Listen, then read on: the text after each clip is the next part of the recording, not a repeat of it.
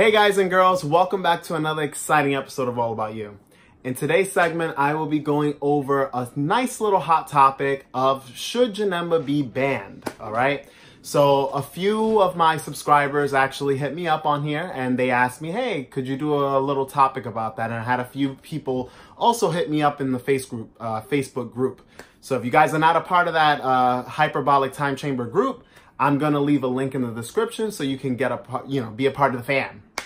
But anyways, after the Orlando regional, a lot of people are talking about how Janemba is just overpowered and, degenerate, and that it's an unfair mechanic because it pretty much automatically, all you have to do is swing your leader sideways and bam, you're milling cards off your opponent's deck, which is very unfair.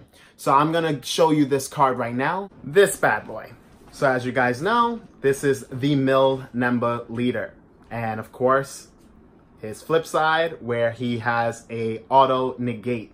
Now remember, ladies and gentlemen, a lot of effects, especially effects like autos, when they attack, they resolve over this guy's effect. So for example, let's say you're playing with the Secret Rare Broly and you attack and you meet the requirements. Guess what? They have to drop all their cards from their hand before they can use this auto, meaning that they won't be able to safeguard themselves with this effect.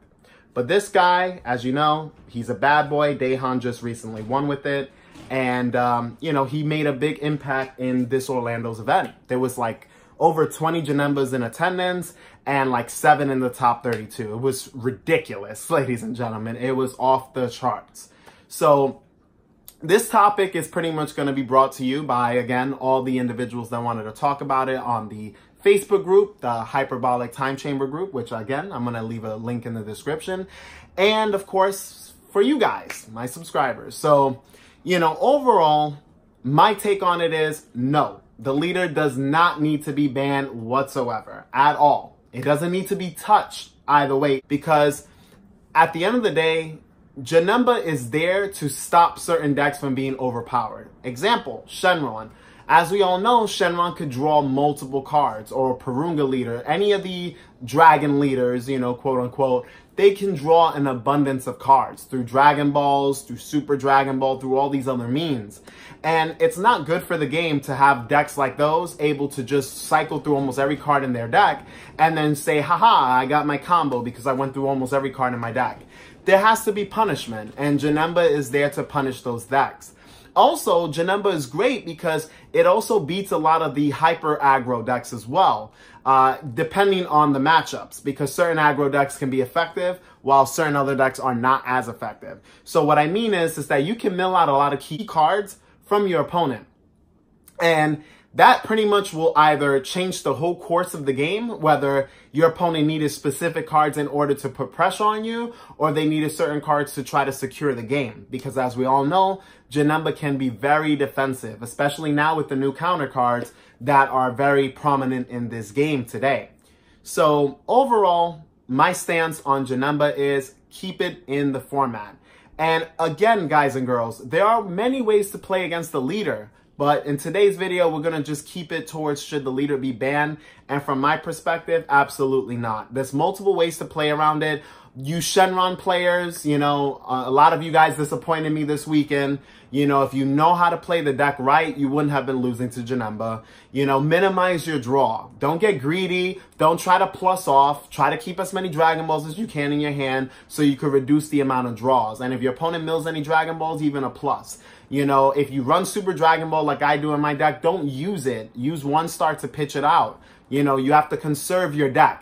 Your deck is your resource when you're playing against Janemba Mill, and you want to conserve it. You want to make sure that you at least have a few cards left in your deck before you can push for game, because that's very key in order for you to win your match. Winning your match is very essential, and making sure you have enough deck is going to be the pretty much what makes or breaks your game, So, ladies and gentlemen, no, it does not need to be banned.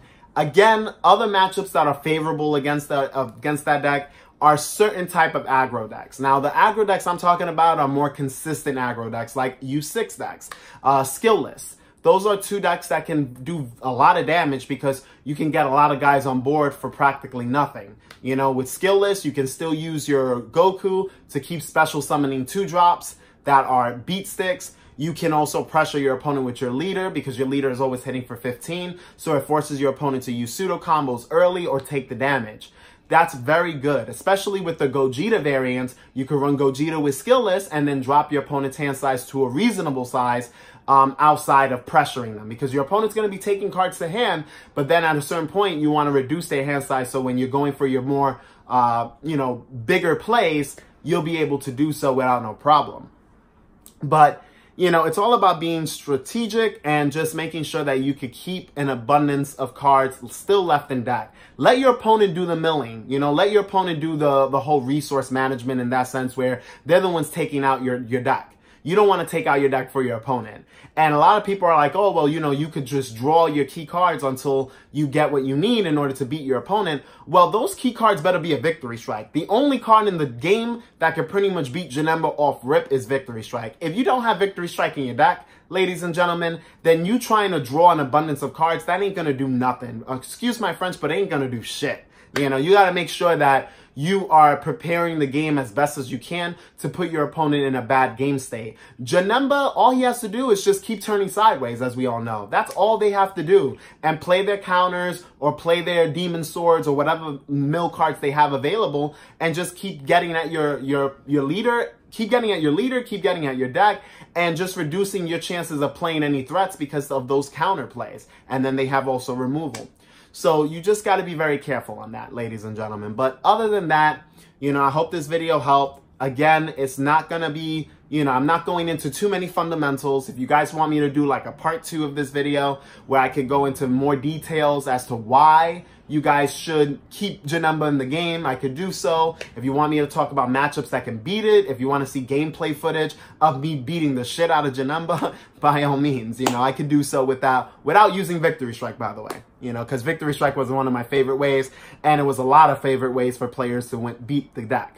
But also off topic, before I end this video, since it's going to be relatively short, I do want to talk about some of the community. If you guys haven't heard, there's a lot of people talking shit about me. What's new, right? Let's be for real. But I recently made a statement that my body fat is around 13%. To be exact, it's 13.8 from the last time I checked it, which was very recent. So, someone posted up a picture of my fitness level of a few months ago of how I looked before. Obviously, I was going to be doing monthly updates, but, life is hectic, and I want to make sure that the content I put on this channel is a little bit more informative than me just showing you my physique. But what I'm going to do in this video is I'm going to just show you a little bit of how my progress, and you be the judge of what body percent you believe I am, But like I said, a lot of my haters are trying to call me fat, ugly, all these other things. They all talking about my appearance, which, no offense to you guys, I look better than most of you guys that are trying to trash me. Let's be for real. But anyways, I'll let you guys be the judgment. I'm going to do a few little poses and you guys can see. So right now, as you can see, my arms, you got my shoulders in there, my chest, I'm not going to OD, my stomach, obviously I still have some fat, but we're going to go with the stomach. I'm not sucking in my stomach. If I do so, this is how it looks sucked in. But outside of that, my stomach or whatever, obviously, if you look at my traps or whatever, I can't obviously do too much, but, you can tell that I'm getting pretty lean overall, So this is just how I look right now. And, it's just a little, I guess, fitness update, but I will do a little body transformation video soon. But again, if I say I'm something, best believe I'm definitely around where I say I am. A lot of haters, they like to trash me. But at the end of the day, you guys know that I'm here to give you informative information, good advice, especially when it comes to relationships. And of course, we're here to be the best that we can be at the Dragon Ball Super card game. And I'm the best player, so I'm going to make sure that I can make you guys the best you can be as well. Thank you all for watching. And as always, this channel is all about you.